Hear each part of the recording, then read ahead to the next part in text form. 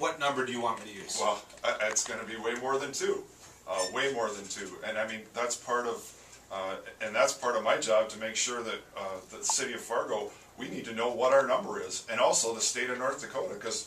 But I will say that all the information is out there.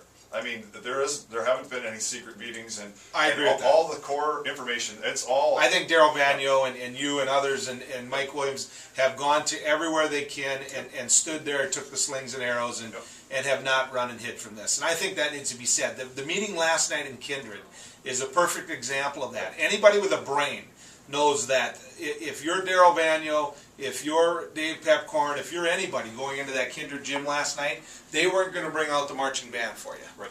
And Mark Bittner got up and spoke, and what a guy. When Mark Bittner speaks, the room gets quiet, and there's a lot of respect for him. If I'm fortunate enough, when I pass away, I have a feeling that when I get to the pearly gates, a guy a lot like Mark Bittner is going to be answering the door. I agree with you.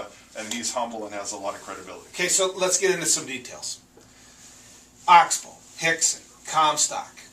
Why is there a magic line here that becomes the line with the core and the line with the west side diversion that pays the price? And why can't that be diversified over a bigger, broader upstream? Well, I mean, the engineers, what they do is they look at the numbers of how much water that they can move through the channel and how much needs to be retained. And so I wouldn't say it was a conspiracy that it happens to be the Kindred School District, but the bottom line is that they also didn't exclude the potential of moving the diversion further south of Oxbow.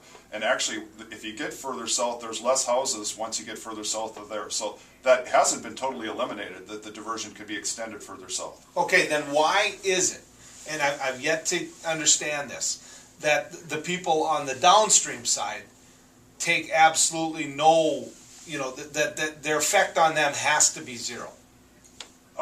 It's a challenge, but I mean the water. No, but why?